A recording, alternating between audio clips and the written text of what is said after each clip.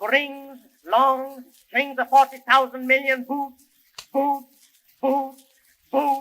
moving up and down again. There's no discharge in the war. I have marched 6 weeks in hell and certify it is not fire, devil's dock, or anything but boots. Cream into your jeans again. Is that a Jimmy Savile reference? What? Jimmy Savile? Nonce! Piss. What are we talking about? Pee into your face again. The Rudyard Kipling poem? A soldier I shall be.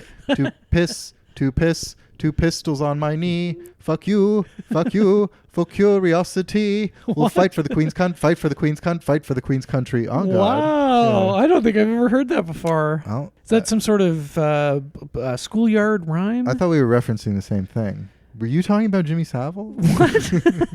Nonce! Who's Jimmy Savile? I'm an ignorant American. I didn't understand the ending of 28 Days. Now, of course, in the Queen's country, Canada. I don't think British people understand it. I think most British people... I think they get the reference, but I don't think they understand it. I don't know. Does anyone truly understand it? The mind of Alex Garland. Will anybody know the very silly, extremely goofy ending of this movie? By the way, I guess spoilers right off the bat. Spoilers right off the bat. If you haven't seen this movie and you're listening to this, I'm not sorry. I'm tired of apologizing. I'm tired of on this show. I do that a lot for my fucking job. That's all I do all day is I say, I'm so sorry we couldn't do this for you. I'm so sorry we couldn't do this for you. Oh, is there anything I can do to make your life better? Can I make your stay more comfortable? I'll do anything. That's all I do all day. So I'm not going to come on my podcast and apologize to some hypothetical listener that is hashtag triggered by spoilers. Okay? Fuck that. Yeah, okay. I'm taking a stand. I'm with you. I too hate our listeners. I'm also here to say Britain first. Brexit, yes. Was this all a metaphor for Brexit? Was it all metaphor for Brexit? Could this movie be about Brexit? Was it perhaps? about Brexit? I've done this voice before where I said I voted for Brexit. But I'll be honest, I didn't truly understand what I was voting for. I thought it had something to do with brekkie.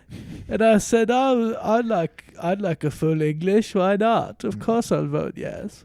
But, of course, it doesn't have anything to do with brekkie, does it? No. That's a shame. It has to do with nationalism. Yeah. I think this movie does have a lot to say about that. I mean, by a lot, I mean it's in the background while the giant penis monsters are ripping your skulls and spinal cords out. The alphas. Yeah, which is what a great horror movie does. Like us. Yeah. Alphas. Yeah. Well, Alex could play an alpha. He's tall. No, I made a joke in my Letterboxd review that I'm one of those writhing fat ones that eat worms. I don't think so. I think you're the alpha and I'm the writhing fat one that eats worms and occasionally mistakes a shoelace for a worm. Yeah. It's so sad. Listen, we got to talk about this movie. We're going to talk about it. I just saw it and you literally just came from the theater, right? I am freaking perplexed. I've got questions, Mr. Garland, Mr. Boyle. Mr. Garland. I saw it like a week ago or more. You can't get it out of your mind. Yeah, I've been thinking about it the whole time. I'm thinking like those have got to be prosthetic penises, right? They've got to be. It turns out, yes, all the penises are prosthetic. Yeah, that's kind of disappointing because of UK child labor laws. Oh, because they can't be around the kid. Yeah. Makes sense to me. I guess so, yeah. I guess. You can't actually have a bunch of naked You can't British do anything people. in this country no more. You can't do anything.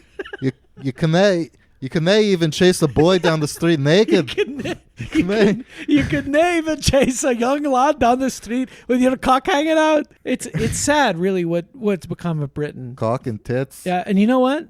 It's all the immigrants' fault. Yeah. I'm glad Brexit happened. I think we need to isolate. We need to isolate ourselves on Lindisfarne. Yeah. Am I saying that right? And we need... I don't think so. Swedish fuckboys to keep them in line. Oh, that poor guy. Yeah. He didn't have a chance. Erik? Yeah, whatever his stupid Swedish name is. It was Eric with a stank on it. Yeah, that's right. Yeah. We're for sure going to be talking about 28 years later, as the title suggests. But first. Yeah. What's new in our lives? Well, the Cherub screening happened. Yes, it sure did. Yeah, Alex was there. I was. And his little girlfriend. Oh, yeah. She Yeah. really liked the movie. Ah, that's nice. Yeah. Yeah, it's beloved by girlfriends across the nation and boyfriends. Yeah, everyone loves it. Yeah, almost everybody. Husbands, no. Wives, no. But boyfriends, girlfriends, yes. Yeah. Oh yeah, beloved. Well, no, that's not true because I saw Ben and Mia were there, friends of the pods. They're who married, are a aren't married they? couple, and they didn't stick around to say hello, but they both really liked it. Okay, well that's the difference. Yeah, Yeah. They just left. They did. No. I was busy schmoozing. Yeah. And I was also very overwhelmed the whole time. Ben was the talk of the town that day. Yeah, it was weird. I'll tell you, it was kind of surreal. It had a good Toronto premiere. A lot of people were there. Mm-hmm. A lot of people involved in podcast lore. Yeah, a lot of past and future guests. The entirety of Westlaken. Yeah. Catherine. MJ. Zach Coates was there. Joel Edmiston was there. Yes. Literally the whole gang. Yeah. It was great. Yeah, it was really nice to see everybody. I was very touched by it. I was trying not to get emotional because I didn't want to be, all weepy or whatever, No. being like, oh, I can't believe everyone's here to see me be a movie star. Wah. Big ass baby. I know. Bab. Yeah, I don't want to be I don't want to be a baddie, a big ass baby. And I wasn't. And the Q&A was good too. And after a first joke that didn't land because the cool shove effect was perhaps maybe not as well known as I thought it would be. Went over some people's heads. But after that, I had him laughing. And that's what it's all about. It was so funny because before the Q&A started, I forget, my partner asked me a question and I explained, I was like, oh yeah, I was like Devin's thesis film. And then I was like, Ben actually suggested that they filmed the eclipse sequence because he was just going to go see it or something. Yeah. And it all came up during the Q&A and I was Yep. like, I probably seem so smart right now. Yeah, So, yeah. Insider. Yeah, I'm going to Yeah. write the Criterion essay that comes with the Criterion edition when this movie is Sure. added to the Oh, collection. Absolutely. We would love that. Yeah. Mhm. It is coming up, by the way. Yeah. Yeah. There's a lot of movies that people are requesting in the Criterion collection that they've just been struggling to put in for years. But they're ready. They're going to put in Cherub. And it's not going to be any of that, discount Kirkland brand bullshit where they put out the new movie and I don't remember. It's not Eclipse anymore, but they have some Janus Contemporaries where they put out new release movies. No. It's going not straight Janus in the collection. It's Criterion, and they're going to save it for Spine number 2000. I was just going to say Spine Yeah. 2000. It's going to be Spine 2000. Mm-hmm. So it won't be out for quite some time, Mhm. but it'll be there. Commentary tracks, nudes, lewds, all sorts of picture galleries of my Yeah. body. Spine 2001 is actually going to be a Danny Boyle collection.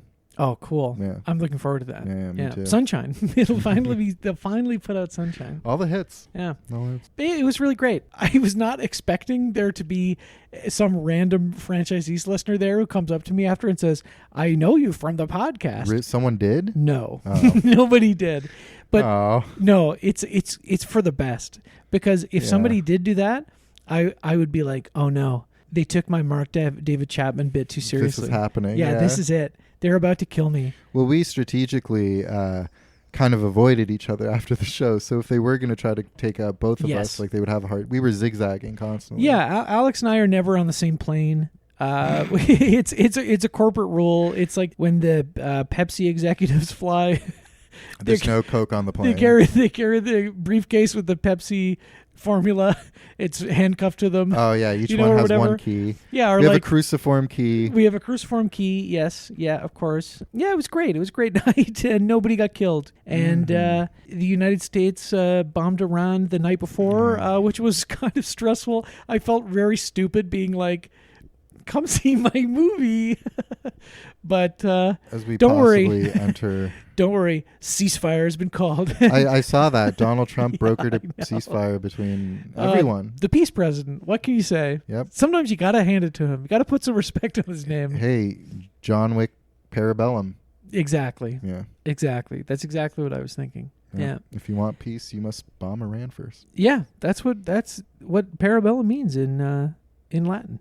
Thank you, Trump. Yeah. Thank you, Trump. Thank you, Trump. Parody satire. Afterwards I went to the Truth and Dare screening of the Jody Mack movies Amazing. at Cinecycle. It was very cool. It turns out they didn't play the Short Side Scene already. So I saw all new stuff for the first time, and it was great. It was cool. Cinecycle is just such a great space. Like, I think if we ever do any sort of franchisees related event, Oh my God. we could do it there. Yep. We sure could. It's small enough that it's not intimidating. Yeah. It's not like, it's not like you have to pay $1 bajillion to rent out a movie theater or something. No, but even as small as it is, it's like we would not fill that room. I don't know about that. We have just everybody who's ever been a guest on the show. Yeah. And yeah. Anyway, don't worry. We're not going to be doing that anytime soon. It was a great night. I'm exhausted. I had to work today, and it was an annoying day. Yeah. I was dealing with a bunch of morons again. You partied late that night, right? I did not. I heard it got pretty crazy. I absolutely did not. I went home and went to bed. I watched Twin Peaks. Oh, I'm watching Twin Peaks: The Return again. Good comfort Yeah, watch. it's time. I'm almost halfway through. This is the water. That's the next episode I got to watch. Oh, I'm excited. I know. I'll probably watch it later tonight. Nice. That's the plan. I'm going to watch it tonight. Yeah. All right. Episode 8 of The Return. One of the great episodes of Infamous. television So crazy. ever made. It's insane. We love it. We love it, don't we, folks? Episode 8, the late, great David Lynch. Episode 8 of The Return. 9 Inch Nails. 9 Inch Nails performs. But, and you think, because the show's made you think, when you go to the Roadhouse, the show's over. But the 9 Inch Nails That's performs true. halfway through. That's true. And you're unmoored. You say, where are we going? This is the worst Trump impression in the world. He doesn't talk like that. I'm sorry. Speaking of Roadhouse performances, I was at an engagement party on Saturday, and I got into a long, extended conversation about the Chromatics with someone. Oh, nice. Remember the Chromatics? Of course I do. R.I.P. Yeah, it's okay. The pursuit for great art is complicated. You make a great album, and then you're like, no, I'm not releasing it. Okay, fine. I understand. I respect that. They played in the Roadhouse, right, in season 3. I'm not misremembering. The very first. There you go. The song Shadow, which is a fantastic song. That's true. Yeah, I love that. I listen to that song, and it brings me back to the first time watching Twin Peaks: The Return. I love it. I listen to it frequently. Beautiful. Yeah, I've been watching some movies. That's Let me tell you that. Great that you've gotten some movies in. I've got some movies in. I've watched them since, well, it's been a while. I guess. Yeah. Have you seen anything? No. Okay, that's fine. I'm in girlfriend mode. Oh, look who's in girlfriend mode. I'm in new partner. Oh. We don't have time. There's so much to learn about each other, so many foods to try, so much so much love to be made. Yeah, of course. Yeah. Alex is we're cutting this out. No, we're not. We're absolutely not. Alex has moved out of his apartment and moved into the Bone Temple. Not like in the film, which is a giant elaborate memento mori. Is that the Bone Temple, or is there going to be a different Bone Temple? We're going to have to wait till January. I can't. Yeah, you're going to have to. I can't. You have to. It's funny that it's coming out in January too. I'm excited. Why is that funny? It's soon. I don't know. It's soon. It's not soon enough. It's pretty fucking soon, isn't it? Well, they shot them back to back. Yeah. On iPhones. Well, there you go. Anyway. Bone to bone. What have you... What have you been watching? That's not a phrase. Sure it is. I've seen Richard Fleischer's The Vikings. Better than The Northman. I'm here to say it. It's better than The Northman. Wow. I like Richard Fleischer a lot. Is it better than The Northman? Yes. Yes, it is. Okay. I'm saying it. No one really cares. I only saw The Northman once in theaters, but I thought it was fun. I thought it was all right. Yeah. But The Vikings? Better. Is Tony Curtis in The Northman? No. Is one of the great Hollywood hams, Kirk Douglas, in The Northman? I don't think so. But Anya Taylor-Joy's ass is. Yeah, we know. We know what you think about Anya Taylor-Joy's ass. Yes. We know what you think about it. Twin Peaks: The Return. It's great. I'm getting through it. I'm going to get through it really quick, I think, this time. I rewatched The Warriors for the first time in a long time. For fun. Yeah, great. Wait, did you watch they made it they dropped a new version not too long ago where they like added comic book transitions? That was in 2005. Okay. So that was the only version I had seen before. Those transitions are rough. They're terrible. Yeah. So I finally watched for the first time. It's only the second time ever seeing the movie, I think. And for the first time, the original version without that stuff, it's much better without the stupid comic book. Way better. The stupid clip art, so lame. It sucks. Bad call. I see what he was going for, but not a good idea. The Warriors is great. If we were in that version of New York City, what gang would we be a part of? Well, do you know what gang I would be a part of? The Orphans. No, not the Orphans. I would be a member The of Orphans suck. Yeah. The Orphans are the worst gang. They're not even part of the officially recognized gangs. I know, they didn't get invited. That's one of the funniest it's things. So funny. Yeah. We're the Orphans. Yeah, show it's some a hard respect to knock life. the. Yeah. Yeah, fucking. You'd be suck. a baseball fury. No, Mm. there's another gang, the gang of the bald people. Do you know what their name is? Their name is the Turnbull ACs. Oh my God, you're right. The Turnbull ACs. Naturally, I would be their leader. Oh God. Yeah, sorry, I'd have to be their leader. That makes too much sense. Yeah, Debs on the Criterion Channel. I wanna- DEBS. I want to see that. It's silly. Yeah. But it's cute. I'm in the mood for a silly movie. It's silly and it's cute. I would say it's cute, but it's also silly. Is it cute? It's cute, Cool. but it's also silly. It's silly. It's pretty silly. Huh. But the thing about it is, it's pretty cute.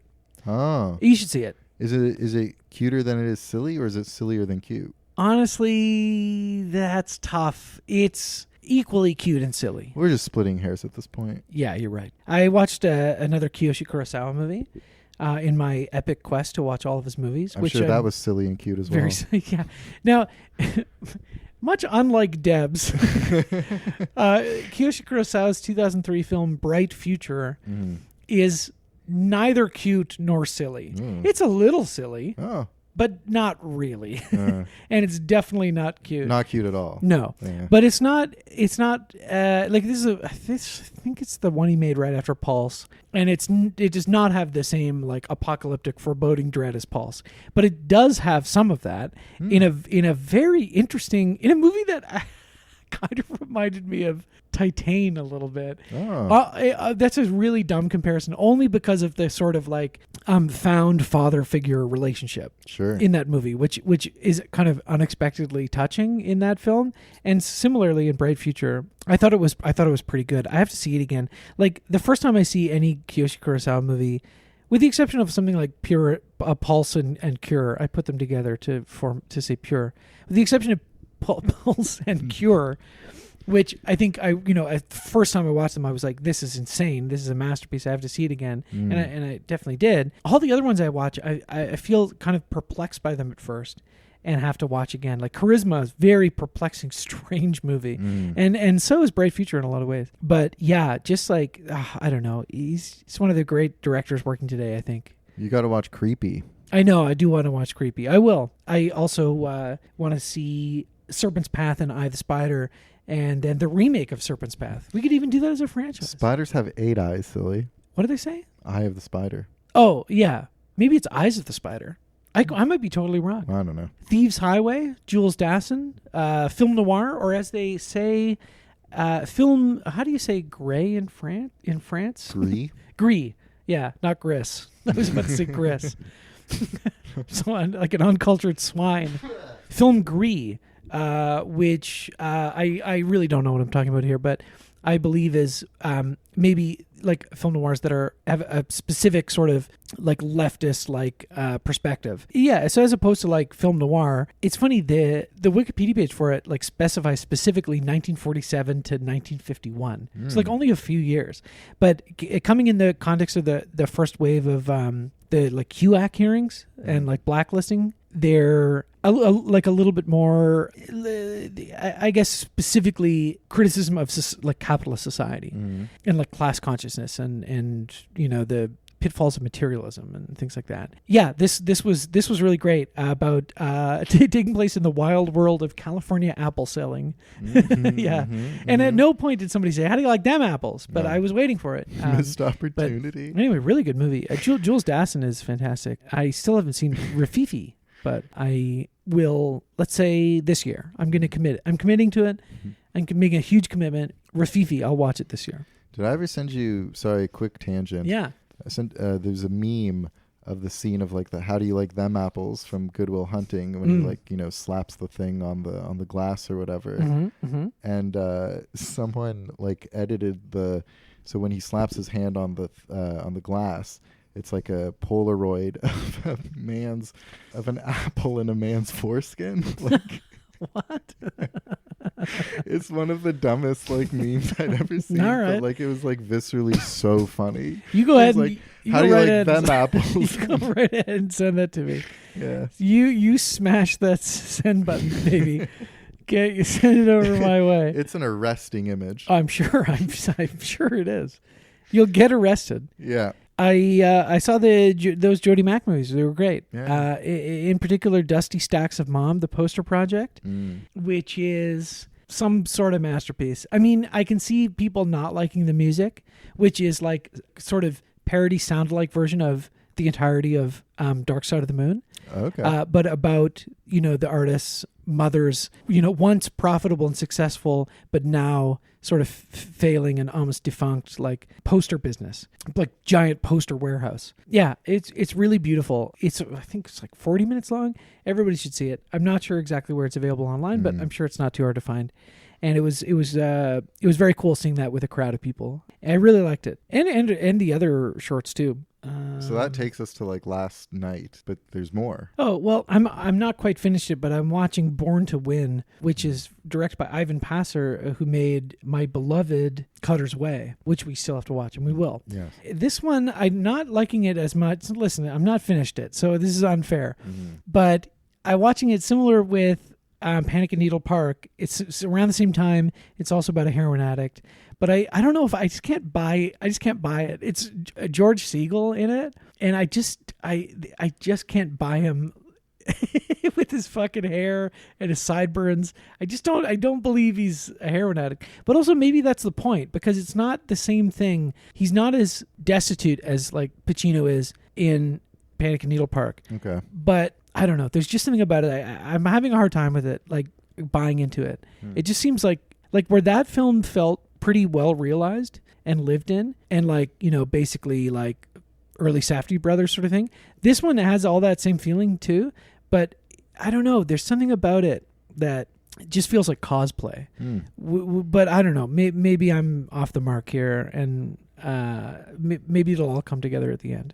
This is unfair. I shouldn't even include this. The film's not finished. There's like a half hour left. It could radically change how I feel about it. But we'll see. We'll see. And you haven't seen any movies? You've just been fucking this whole time?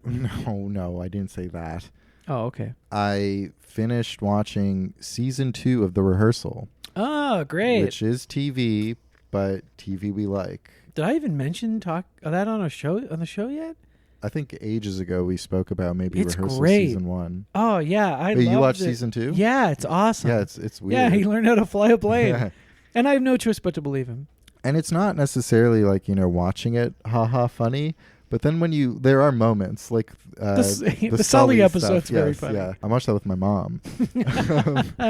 And when he's suckling on the TV. Yeah, and he's like drowning in it, and he's like, "Fuck!" we both laughed really hard. But when you think back on it and you list off the things he does in an episode, it's very funny. Oh yeah, like it's hilarious. Yeah, it's just this man, chasing his every whim and fancy. The episode before the finale, when he's doing the autism diagnosis and stuff.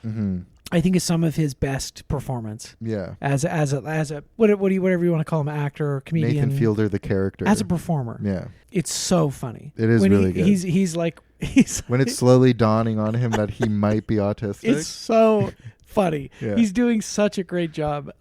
And of course flying a plane is very impressive. Yeah. I'm doing something similar, and maybe I shouldn't even mention this, but I'm inspired by that. I was like, you know what? You really can do anything. If you commit to the bit hard enough, and I love to commit to the bit. If you commit to the bit, if you find the right bit that's actually impressive and you commit to it enough, sorry, I'm not saying this right. What I'm saying is, if you want to achieve something that is not bit related, but you turn it in your mind into a bit, that's you how can you do get it. over that You can like, do hurdle. it. That's how he did it. Yeah. So what I'm going to do, I'm not going to learn how to fly a plane, okay? I'm not going to do that. I'm going to learn how to juggle. I'm going to learn how to juggle 3 balls. Great. Yeah. That's a good bit. It's a great bit. Yeah. Yeah, you can do it all the time. You don't want to be annoying about it and be like, I'm a juggler now, look at me. You don't want to come into every social situation and find 3 objects of the same size and start juggling them to impress people. No, that's not what I'm doing.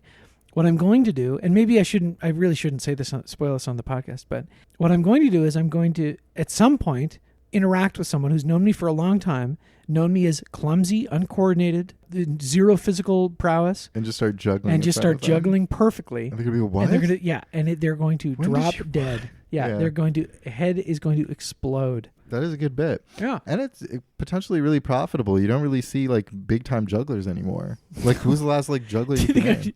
I don't think I'm going to be a big time You juggler. might be. No, I don't think I'm going to You might be. I don't think so. There's like The circus is in town. Why don't you join? there's a drought of good jugglers right now. You think? Yeah. I don't know if that's true. No. I'm watching a lot of juggling videos. People are pretty good at it. Oh yeah. Oh yeah. It's not very hard. Okay. Yeah. To do 3 balls is not very hard. Well, you start at 3 and then you Well, no, you don't start at 3. no, you actually just start Oh. at 1. Alex. Oh, Alex. No. You start at 1 ball. Yeah. And that's where I'm at right now. Mm. You stand and you throw 1 ball and you catch the ball and you throw it back. And that's what you do. And I'm going to be doing that for the next 6 months. And then I'll do 2 balls. Yeah. So right now, early stages. In about 6 months, I'll be doing 2 balls. I Don't got worry 2 about it. balls you could juggle. Yeah. I know you do, Alex. Yeah. I know you do. And then I saw, one other movie called Cherub, and it's Cherub. You know what? I will say, Cherub. This was my second time watching Cherub, and Gotta pump those numbers up, man. Those rookie numbers. I've seen it 12 times. Jesus Christ. 12 times, yeah. Well, you're in it. What? What? What? And That was a joke I was trying to make. Where I'm like, I've seen it 12 times and I'm still discovering new things about it. Like, Yeah. for example, I'm in it. yeah. It was great, even the second time around. Like it's not a drag to watch. It rips. Yeah. For like a slow, gentle character piece, it really rips. Yeah. And it really is quite like a beautiful, charming little movie, and it was fun to see it in a packed theater. Yeah. And Way better than the Montreal screening you went to. yeah, Yeah. More energy. but that one kind of felt like cooler. Yeah. Because, of course, we're in Montreal. This is Montreal. Yeah. Yeah. We are in a Cineplex in a mall in Le Montreal. Festival du And Cinéma. I watched my friend's movie, Le Nouvel Feu. Le Nouvelle Fou. Wasn't that what the festival was called? Le Cinema. It was Le Cinema. It's called Le Festival de Nouveau Cinéma. Right, that's it. Not Crazy Cinema, Le Cinema Fou or whatever. Whatever. I forgot what it was called.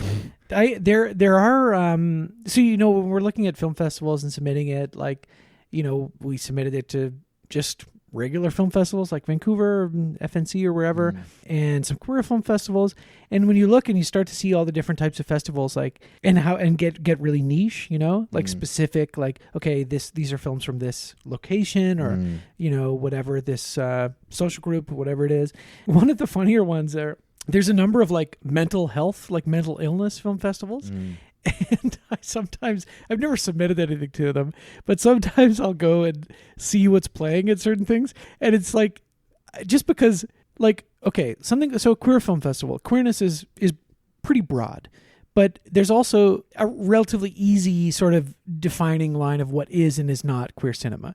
Now, Cherub, for example, I think is somewhere kind of straddling that line. For it's maybe the queerness is not explicit enough for certain film festivals. I think that's probably true. But something like mental illness is like is broad in a different way, because sometimes I've been to a few of these too, and sometimes they'll show you something that's actually about characters struggling with a mental illness, which is what you would assume that the movie is about.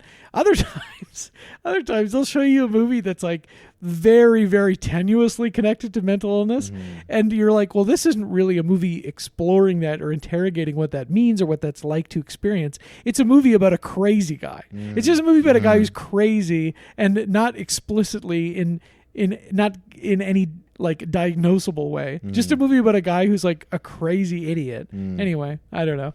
I'm starting a mental health film festival, and we're going to be playing exclusively crazy idiot Ben movies. I can't wait. And ostensibly, all those movies would be made by people who identify as mentally ill. And people who identify as Ben.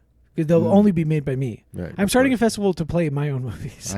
I'm going to... 10 tickets, please. 10, yeah. 1 ticket for Doolittle, please. Anyway, yeah, that's about it for me. Yeah, well, fuck all that. Let's talk about the frickin' Bone Temple. Whatever it's called. Not yet.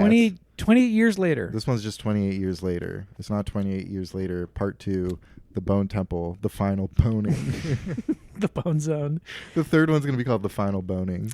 I really hope the third one has some type of bone-related title. Yeah, me too. It would be a shame if it didn't. This movie, I think, it's certainly worth watching. Oh yeah, it's weird. Yeah, it's probably. I don't want to jump out the gate and overrate it, because there are things about this movie I don't know if I really like. Yeah, same. It's strange. It's strange, and I can't tell if, like, part of me thinks like Alex Garland is still very much a hack. Oh, and definitely. he just like stumbled into like a zany fucking script. Well, he just didn't direct it. No, yeah. It's probably one of his better scripts. Because it's so zany. But then Danny Boyle was really cooking too. But it's not just zany. No. It's there are moments in this that are extremely humane and beautiful.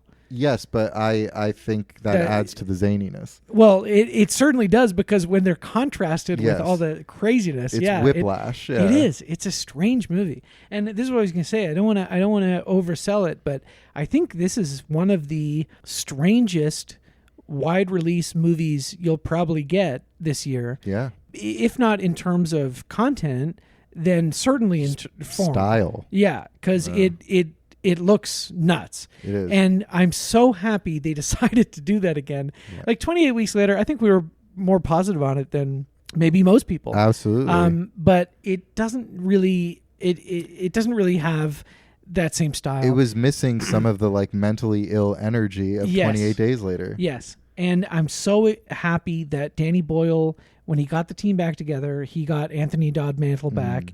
Okay, they're not going to shoot on mini DV. I don't even know if they could actually logistically do something like that. We're going to shoot it on like probably 500 iPhone 15s on crazy rigs. It kind of, there are moments where it looks like nothing I've ever seen before. It visually alone, even if there are moments that don't necessarily jive with you, it's incredibly unique and certainly fun to watch. One of the first things that like really struck me was that there's just like almost like video game-esque glory kill camera moments, when like someone gets pegged off by an arrow and then there's like a really quick like pan over to a different angle. It's like totally like something out of a video game. Yeah, so the images that you've seen maybe online of certain rigs, that seems to be what that rig is used for. The one that has like literally like 10 or 20 different iPhones strapped up on this sort of circular sort of piece of plastic or something. Yeah. That stuff, like every time that happened, it felt like, okay, this is a very novel use of that format. Yeah. Like it just kind of makes you go sick. You know what I mean? Part of it has that kind of like, mid 2000s-y kind of Tony Scott, kind of like Domino, weird deep fried shit. Like it's not deep fried, but some of that kind of crazy Michael Bay, like Ambulance. Many times I was reminded of Ambulance because of the audacity of some of those digital images. Now there's a bit of drone in this, but not really too much. But there's just so many moments in this that I can't imagine would have been as impactful or as interesting or as visceral had they been shot more conventionally. Yeah. Yeah. And then he's also like cutting in between with like old like medieval war reenactment footage and stuff like that. There's a bunch of stuff from Laurence Olivier's Henry V with the archers. Yeah. And I think that all ties into that sort of like isolationist, nationalist, British identity, the Brexit stuff. I guess they call it like Little England or not Little Britain, the TV show, but great show. No, terrible. I hate that show. I don't know. I could never, it's just gross. I don't know. You and I are kind of like David Walliams and Matt Lucas. No. We're canceled then if that's the case. Yeah. 1,000 times over. Matt Lucas is doing all right for himself. I never liked seeing him in a movie. He was in Wonka. Oh, he was okay in Wonka. I take it back. Anyway. Did he drown in chocolate in that movie? No, you're thinking of Augustus Gloop.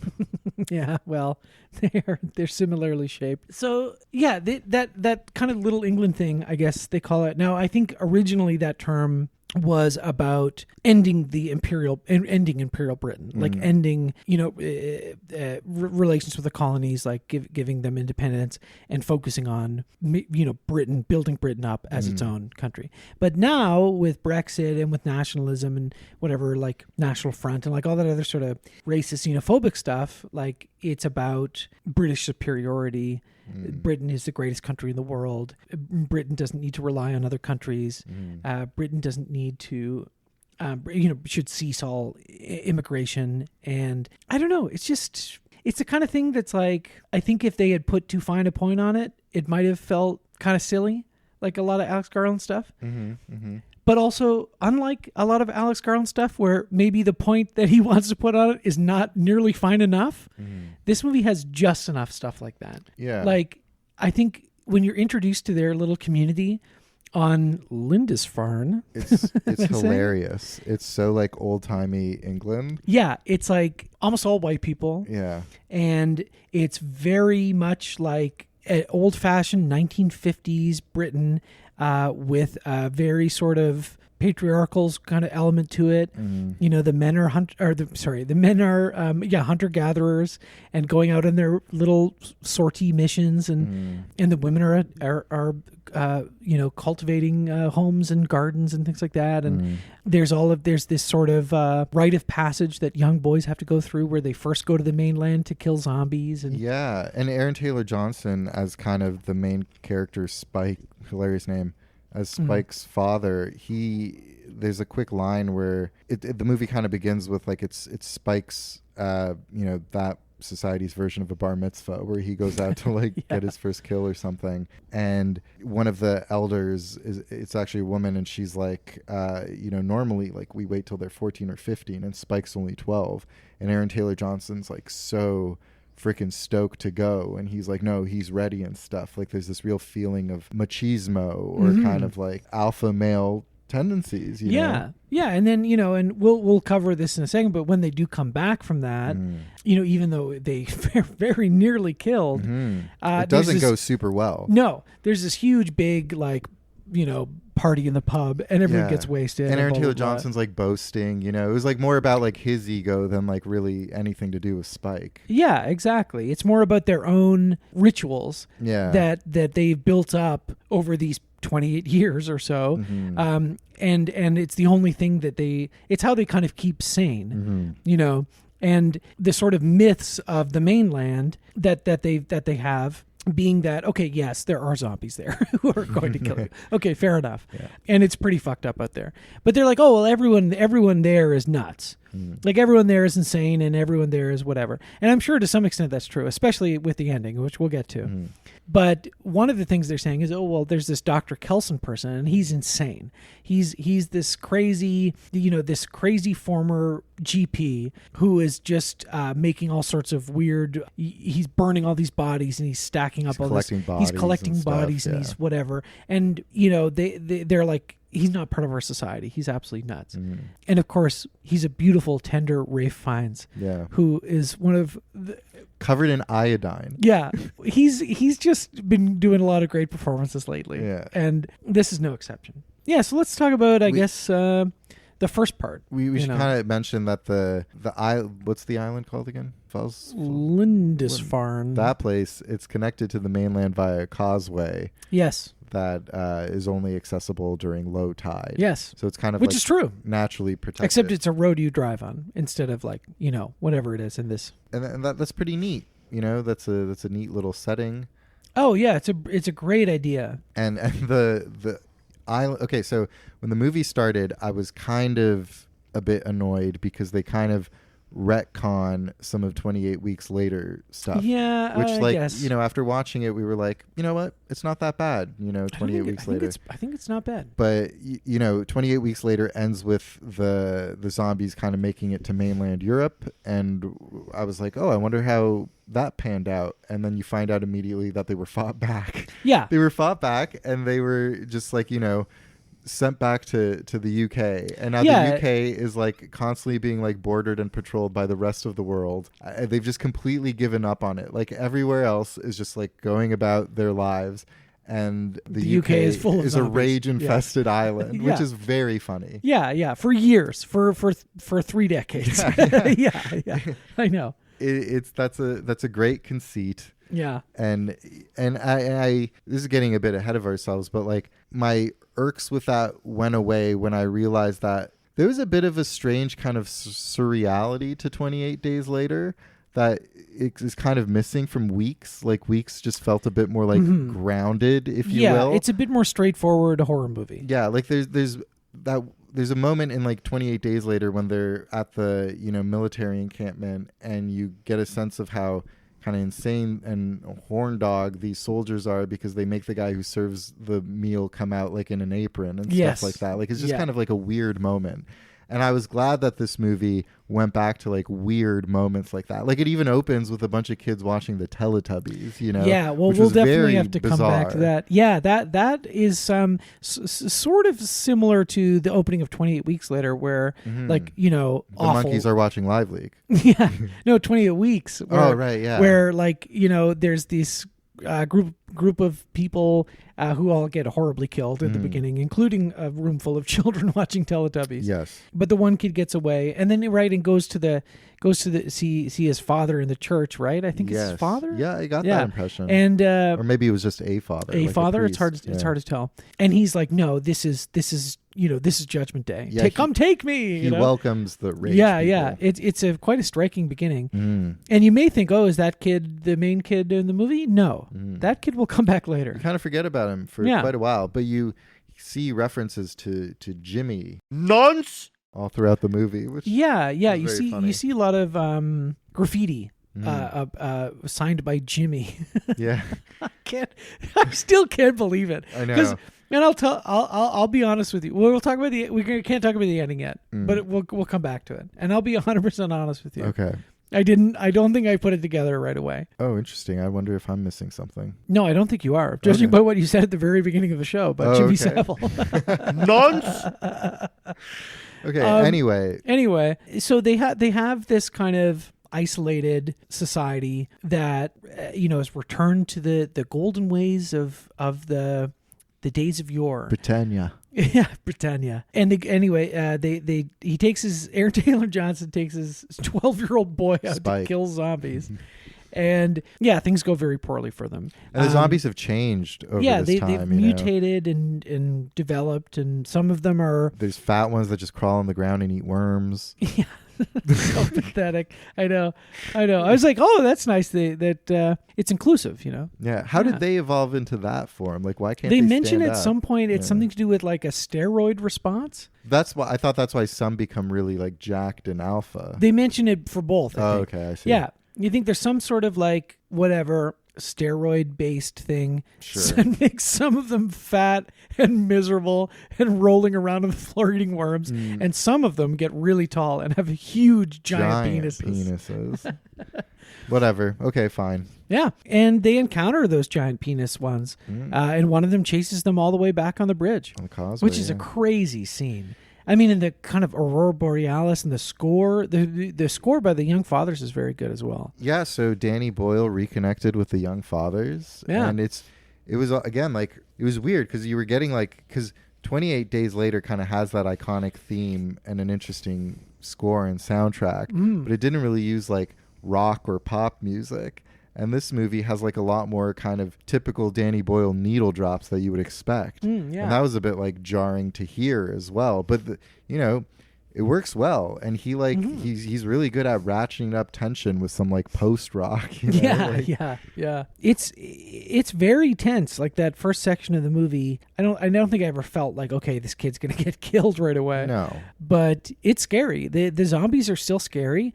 And the way that they film them is extremely visceral. Crazy. Like it's so immediate. It feels like you can reach out and touch it. It feels like you can smell it. And that's such a great way to use digital and to exploit some of the whatever quote unquote limitations of like that type of iPhone filmmaking, where I think we're just conditioned now after 28 years of phones or however long. And, that when you see something like that, when you see something that, I don't know if it's maybe a slightly different frame rate or whatever, obviously different camera sensors, entirely different ways of capturing an image. When you see something like that, you have certain associations with it, right?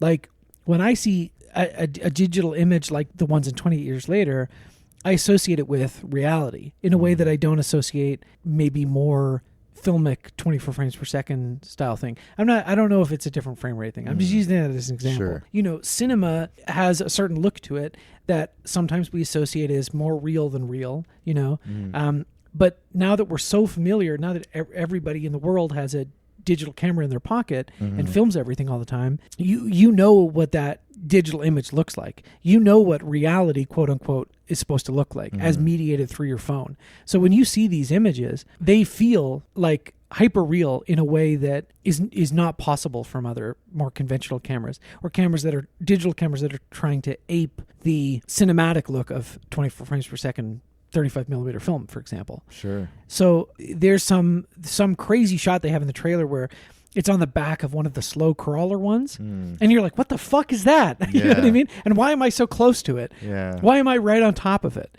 Why is the camera there?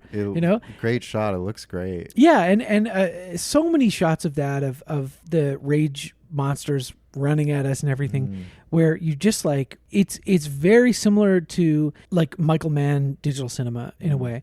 Like, for example, in something like Miami Vice, there are scenes of gun battles, gun fights or whatever, and when people get hit, it feels like you're getting hit because it's not just a closeness in the proximity of where the camera is to the subject. It's this like digital closeness connection in your mind where it just, I don't know, I'm not being very articulate, but it feels like the image is not mediated through camera. Do you know what I mean? There's no remove. It feels like extremely intimate. It's great to see that used in a horror film. Yeah. Because horror films, when there's horror imagery that's meant to feel intimate, when it's shot, it's like you could just be there with your camera shooting it and looking at it from a few feet away. It's scary. I didn't find this movie particularly scary. No. I don't think it is, but it's very tense. Yeah. Which is, I think it's aided by that technique. It's just like when you see like really insane GoPro footage of someone doing like a crazy mountain bike trail or something like that. There is that kind of, I don't know, removal of the barriers, and you're kind of just like, ugh. Yeah, because it feels, even though it's not at all close to what your actual vision is like, it feels closer than like a standard camera, or a standard shot composition or something like that. Sure, yeah, and that's also to do with editing, of course, too. Yeah, and Danny Boyle is very kinetic in that department too, of course. There's some really awesome, it looks like night vision, but it's red and black instead of that kind of classic. I think it's like thermal green. Yeah, really just amazing imagery. Yeah, terrifying. Yeah. Again, I wasn't particularly scared throughout the movie, but it was like it's weird. It's demonic. Yeah, which is it's very like, now I'm really talking out my ass, okay? But it's very like Mark Fisher, like, British intellectual. One of his books is about the weird and the eerie, and a lot of that does focus on specifically British stuff. And without getting into it very much because I don't want to sound like a fucking moron, but it's not so much scary as it is eerie and weird. in that the images are not meant to whatever jolt you out of your seat, but they get under your skin in a way that makes you question what you saw.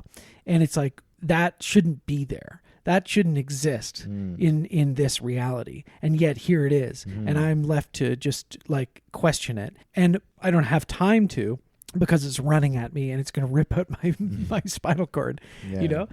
There's so much stuff like that in this. There's way more. I was so impressed by how much they ratcheted up that kind of just insanity. It moves into folk horror. Yeah. And occasionally cosmic horror in a way that is really beneficial to this series. Like, it makes perfect sense. It feels, even though it is such a huge departure in that sense, it feels quite linked to 28 Days Later. Because I remember in the first episode we did on it, we were talking about that like really brief shot where like the hello is upside down and it says hell or something. Yeah. And that was just like a really just kind of odd off-kilter moment. And they brought that vibe back, but times to the power of at least 15. At least 15. Yeah. Yeah. So, basically for the rest of the plot, like just very quickly, they come back from this almost getting killed. Things go wrong. They get chased by the alpha things, which are big and have big penises, as we mentioned. And his mom, Spike's mom, is very sick. They don't know what's wrong with her, but she's clearly got some sort of physical and mental ailment that's like killing her, basically. And his dad is refusing to seek help. It seems like there aren't any doctors really. There aren't any doctors yet. None of the doctors survived. Last doctor died. Yeah, sorry. But he hears of this Dr. Kelson, this mysterious figure who lives on the mainland, and his father warns him against. He's crazy. He's a body snatcher. He's a whatever. He's nuts. But the kid decides, okay, I'm going to take my mom. We're going to sneak out of her isolated little island. We're going to go to the mainland. We're going to find the doctor to help cure her. And at first I was like, okay, well, this is stupid. Like that's a stupid idea. Yeah. And then I remembered the kid was 12 and I'm like, all right, okay. Like because it's just, he loves his mom. He loves his mom. Yeah. And he's pissed off at his dad, and his dad is like fucking around a little bit. Right. And he's also raised in a completely, weird scenario. Like he might not really understand like what a doctor can or can't do. Like a doctor, for all he knows, might be like a magician. Yeah, a sorcerer. I know. I felt, I was like, this is dumb, and then I was like, no, I'm being dumb, because the kid is born halfway through the 28 years of the rage pandemic, and and then they do highlight that quite well, where it's like he doesn't know what a phone is, he doesn't know what this is, he doesn't know what that is, right? So he's off on his mom, and they run into some trouble, and they get saved by a Swede. How embarrassing! Yes, one of the patrol people. He's in like a platoon, and I guess he mentions that their boat sank. And then there's an awesome scene where his platoon is dispatched one by one by another big cocked alpha. Yes. Like rips the top of someone's like face off and pulls out their spine. Like it's, he seems to be doing a lot of like predator based like spine ripping, head to the spinal cord attached. I guess they use that for some sort of weird rituals. I don't know. Because it seems like they have their own kind of, they're smarter too. Like they are evolving and they're procreating, which is crazy. I saw the movie with a friend of the pod, Max. Shout out. I was talking to him about it afterwards, because I was like, so is the implication that the alpha is so fucking hopped up on all this like testosterone and steroids that he like needs, let's call it physical release, and he's having sex with other infected? Yeah. Or what Max was saying, is it possible that like a pregnant woman got infected?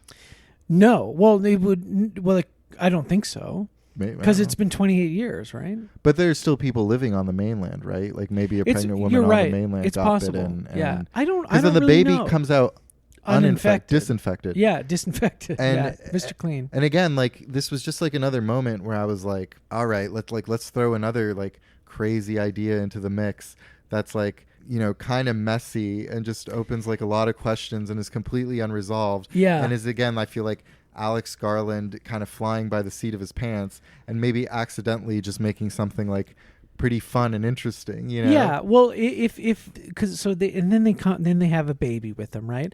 And where the movie goes after that, I think, is really beautiful. But with the baby, it's a little corny. Yes, and a little silly. Yeah. So I don't know.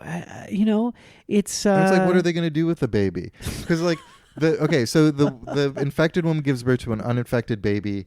Then there's kind of an extended sequence with the Dr. Swede Kelson. gets killed. The Swede gets killed. Also, it rocks. Yeah. And they hang out with Ray Fiennes, where he kind of basically diagnoses Spike's mom with cancer that's either gone from her body to her brain or vice versa. Yeah. It's terminal. So he kind of sedates Spike and euthanizes his mom. Yeah. And then eventually, Spike returns to the island with the baby and just kind of like drops the baby. And I was like, is the baby going to be a further plot point, or was that like self-contained to this movie?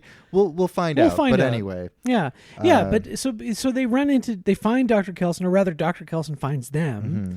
And he is living amongst the infected, seemingly by himself. He has, I guess, made some type of sedative drug that he uses on people, mm-hmm. and infected alike, that he uses through like a blow dart, which is funny. He has a blow dart. He's got the blow dart. So he, I guess, has maybe, everyone's a little crazy. He's definitely a little crazy, but he's, I guess, decided to make his life's work in the post-apocalypse to create the ultimate memento mori, mm-hmm. which, as he explains to young Spike, is Latin for remember death, or remember you will die. Mm-hmm. And that's what he's been doing this whole time with the bodies and burning the bodies. He's cleansing them, I guess, and creating a giant bone temple, which is quite beautiful and eerie.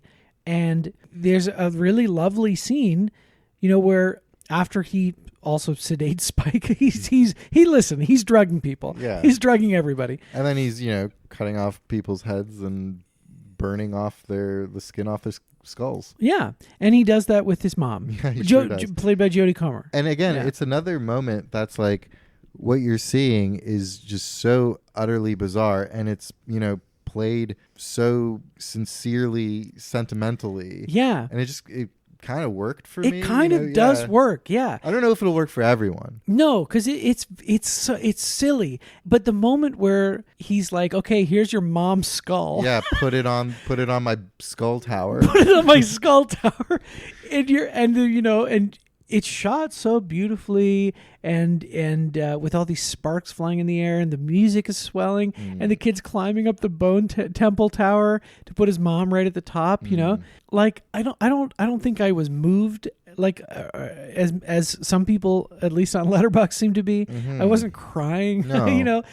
But you listen, but it's an emotionally unexpected moment in a movie like this.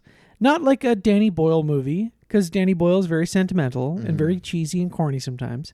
But in like a horror amidst all sequel. The chaos, like not just like the horror sequelness of it, but like amidst all like how bizarre and crazy this movie's been so far. Yeah, just to have a super sincere sentimental moment done in a totally utterly bizarre way as well. Yeah. And then I didn't get like I didn't get weepy or anything. No. But I'm not gonna lie, like it made me reflect on like people in my life who've maybe like passed on or stuff, or who will pass on, who maybe are dealing with like illnesses and stuff like that. Yeah. It made me reflect on who I've lost and who maybe I still stand to lose, and I was like, huh. Yeah. Like, wow, weird that I'm thinking about it. That's the good trick of the scene, is that, by introducing that concept of memento mori very literally and like expositorily in a way, mm-hmm. it functions as a memento mori for the audience. Yeah. It makes you think like exactly what you just said, right? Mm-hmm. And it's funny that it's like on the poster of the movie. Yeah. And it's this like big ominous like skull penis. Yeah. And then it's actually like part of a rather beautiful sweet sequence. Yeah, and plays into that there's a bit of there's humanity left in these creatures. Mm-hmm. And that's what part of Kelson's project, I think, a little bit, to memorialize the dead. He says both sides. Both sides. Yeah. because they were all people. They all had souls. They were all important in one way or another. They were all, someone's child. They were someone's pa or ma or da. Okay, anyway, so Spike brings the disinfected baby back, and then the cleanest baby. He, he's kind of disillusioned with his dad and whatever, and chooses to go live off in the mainland for a bit. Yeah, which is also kind of like, okay, seriously, kid, that's fucking crazy. You barely got by you got by on some Deus Ex Machinas. For a bit, there's no chance you're going to survive. And lo and behold, he's being chased by the infected again. And they're using is it like a Godspeed You Black Emperor song? Like it might be again, right? It's like it's really like ratcheting up like the tension, some like really angular riffage going on. Yeah. He's being chased, and once again, he is rescued. Yeah. By Jimmy. Nonce. By Jimmy. Jimmy shows up again. Jimmy shows up. The young boy from the beginning of the movie is now a man, played by Jack O'Connell. The Irish vampire. The Irish vampire. Famous Irish vampire, Jack O'Connell. And his gang of similarly dressed, tracksuit wearing, with blonde, gold chains, long blonde hair. And they're acrobats. They're flipping around. Yep. And it's the tone immediately shifts. And it's like, this is what is this? Yeah. It's very silly. They're flipping around. They're going like, hi-ya! They have like makeshift weapons. Yeah, and they like slaughter these yeah. creatures like viciously. Yeah. And then, you know, and the kid's like, "Oh, thank you for saving me." And he's like, no problem. My name's Jimmy. And he's got all the rings on his hand and everything. Yeah. Okay, now here's the thing. I'm going to be fully honest with you. I am very familiar with Jimmy Savile. Nonce. I know, I watched documentaries about it. I was following the case when everything came out after he died. I know all about this. But for whatever reason, when I was watching this, I did not put that together because I was just like, what the fuck is this? This is stupid. This is like, I know it's setting up the sequel. I know we're getting the sequel sooner than most sequels. Not soon enough. But pretty soon. 6 months, Alex. But when I was watching it, I think I was just so taken aback by that I didn't really put together that they're all dressed like Jimmy Savile. Nonce. Did you put that together right away? No, but I kind of had that spoiled for me. Oh, okay. People have been memeing about this a lot. It's hard not to. I saw something about... Did you see my Letterboxd review? No. Okay, good. I put the spoiler tag. And I purposely didn't read it. Good. But I saw like a meme about...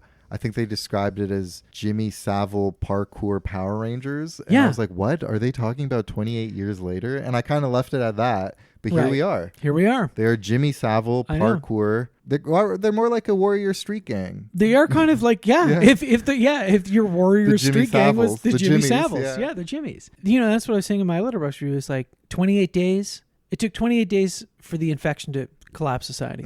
It took 28 weeks for the government to foolishly lift the quarantine. And it took 28 years for roving gangs of acrobatic child rapists to start dressing like Jimmy Savile. And that's maths. That's basic maths, as they say in the UK. That's a Dizzy Rascal song, I think. Maths? Yeah. I don't know. It's what they call it. But it's all about 28 days later. Listen, we're going to find out a lot more about this. And yes, though we are at the end of a franchise, the franchise continues very soon. We'll see you again soon. We'll see you in 6 months. But I will say, like, cliffhangers. Cliffhangers, I know. Like and franchise setup bullshit, like, it's dumb. I know, yeah. Like, that's what kind of prevents me from, I think, really just diving in and saying that I love this movie. Because there are all these, and, you know, Alex Garland still very much a hack at heart. Yeah. And, like, all the, like, you know, world building, like, references to, you know, you see Jimmy graffiti here and there. And in retrospect, it's just like, like, it didn't build up to anything really in this movie other than this crazy ending. I don't know. But then also, if you're British and, you know, maybe more familiar with the Jimmy Savile thing, is that going to read as, like, really terrifying instead of silly? Because, you know, you see people, like, I put it together after a few hours later. I was like, oh my God, Jimmy Savile. Okay, I get it. No, because I know there are people who are like, you know, once you realize the context behind the ending, you'll realize it's so fucked up and so scary. Not necessarily. I don't know. Because you know so little about it because the movie doesn't do anything around it really. Yeah. Like you just introduce the kids at the beginning watching Teletubbies and they seem to come from a religious household or something. Right. But like, you know, don't judge a book by its cover.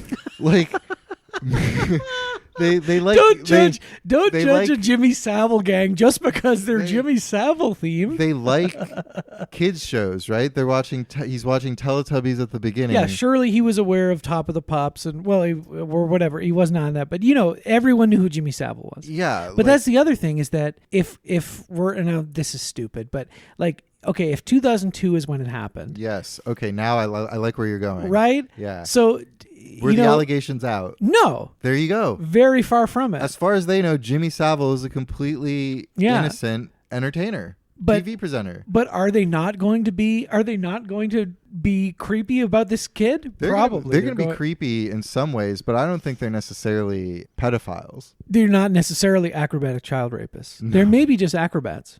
And and not all acrobats. That's what I'm saying. Not all acrobats. Yeah. And the fact that like, you know, he's called Jimmy and stuff like it reminded me of the, you know, remember like Saint Jimmy from Green Day's American Idiot, that magnum opus and stuff. Of course. I was just like, it'd be funny if when the credits came in, that song came up. Well, do we need to explain who Jimmy Savile is? Nonce. I don't really want to. Yeah, he's a British TV personality. For years and years and years. Famous British TV presenter, Top of the Pops and Jim Will Fix It and many other TV shows. There's many great documentaries you can watch about him.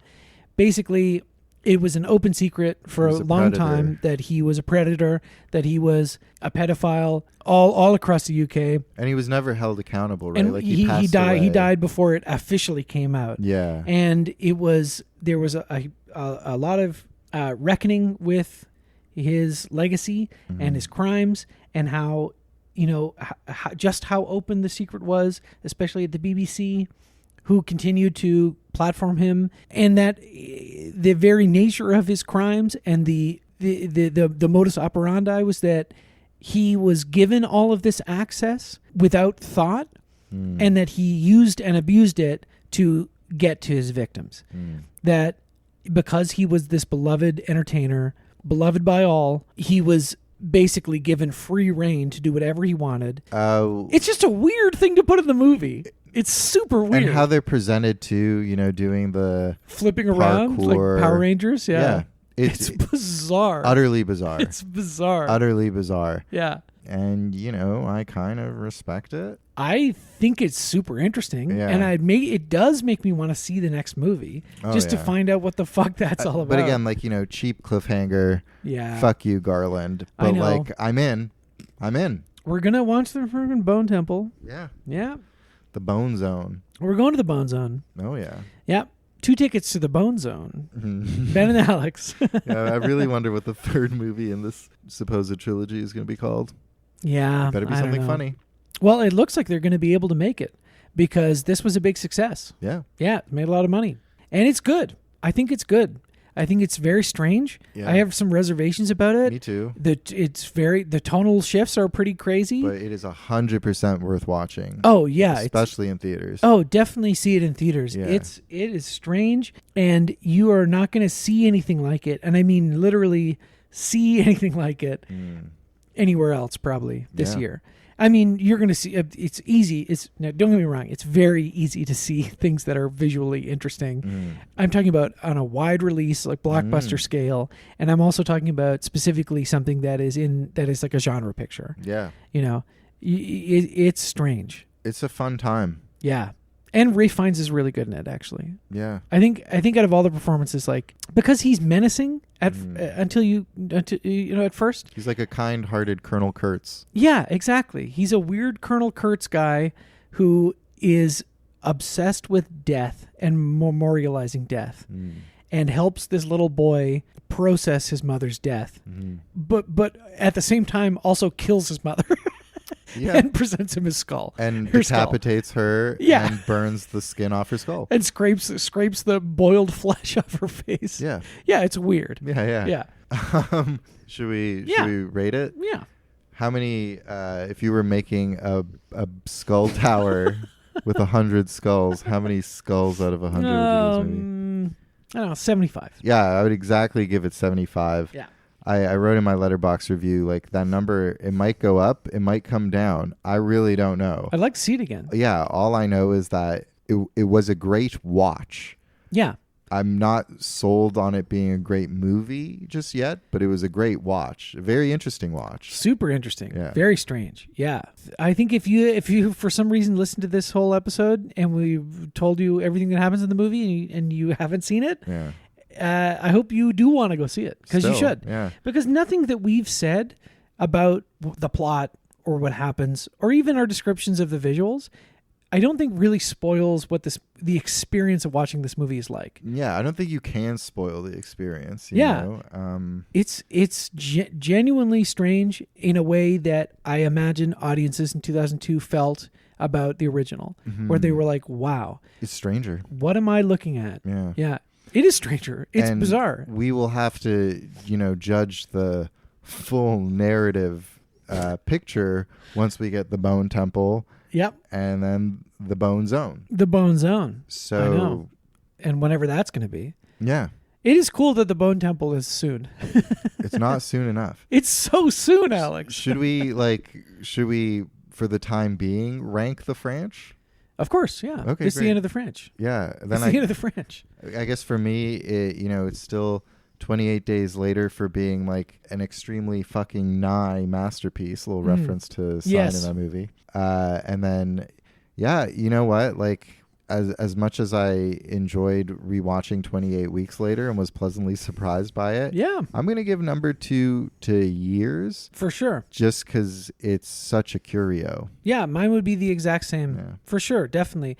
I could see a world where this becomes my favorite. Wow. But I don't know. Who knows? There are things holding me back. Like, I want to see it again. But there are things holding me back. I don't know exactly what they are, but I just don't. I'm also a little just kind of befuddled by the whole thing. I'm with you too. And you saw it a few days ago. Like, I just saw it. Like, I'm so deep in the befuddlement right now. You know, like, Yeah. I'm knee deep in befuddlement. Well, we're about to be knee deep in a new franchise. Yeah. And we are doing another one that has a new release movie coming out. Not only that, it is also a long gap sequel or lega sequel or whatever you want to call it. Reboot, remake. Wee woo, wee woo. Wee woo, And wee it's woo. one of these ones where the legacy sequel, because before 28 Years Later, there's a legacy sequel coming out for I Know What You Did Last Summer. Oh my God. But it's one of these things where they don't add like a subtitle to the name. So Yes, it's it's like the title's being rebooted, but like Sarah Michelle Gellar and Freddie Prinze Jr. are in it, I think. Right. So it's weird. But anyway, Yes. we're doing The Naked Gun. Gun. From the Files of the Police Squad. Well, that's the first movie. At least the first one. Yes, that's right. We're doing The Naked Gun, Naked Gun 1, Naked Gun 2, Naked Gun 3, The Naked Gun. and then The Naked Gun again. Yeah. And the early, the trailers for the new one are pretty funny. The casting of Liam Neeson is pretty perfect, right? It's Akiva Schaffer from The Lonely Island. Director of Popstar Never Stop Never Stopping, which is a very good movie, and I think we're gonna like it. But who knows? We're ready to be disappointed. Always ready to be Always disappointed. ready to be disappointed. That's the name of the game. That's the Yeah. tagline of the show. But we're going to enjoy revisiting these movies, which I think for the most part I haven't seen since like they'd be on TV when I was a kid. Same. But yeah, we're ready to enjoy some spoofs and some laughs, some spills, some thrills. And you better believe when the time comes, we'll see you at the Bone Temple. Yeah. Nonce! 6 months from now, put it in your calendar. We're all Bone going to the Temple. Bone Temple. We're going to the Bone We're Temple. going to put on our CDs of that Temple of the Dog album. Yeah. We're going to pay our respects to the late great actors of The Naked Gun, Leslie Nielsen, and you know who I'm talking about, O.J. Simpson. And Leslie Nielsen, we can put his skull somewhere in the Bone Temple. Doesn't really matter where. O.J., show some respect. Put some respect on his name. One of the great American sportsmen. We're going to climb up the Bone Temple and put him right at the top. Okay. Bye. Because we're here, roll the bones, roll the bones. Why does it happen? Because it happens, roll the bones, roll the bones. Why are we here? Because we're here, roll the bones, roll the bones. Why does it happen?